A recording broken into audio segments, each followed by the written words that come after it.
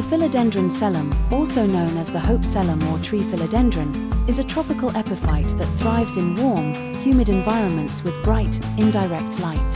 It requires regular watering but is susceptible to root rot if overwatered. Proper care involves maintaining a consistent moderate temperature, providing adequate humidity, and ensuring well-draining soil.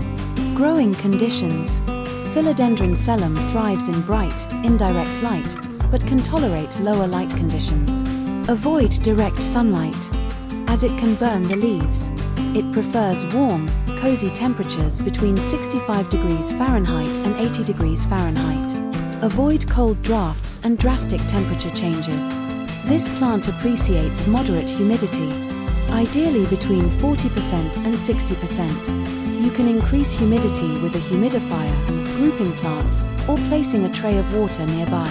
Water thoroughly when the top inch or two of soil feels dry, but avoid overwatering. Reduce watering in winter. Use a well-draining, organic-rich soil, as it's susceptible to root rot.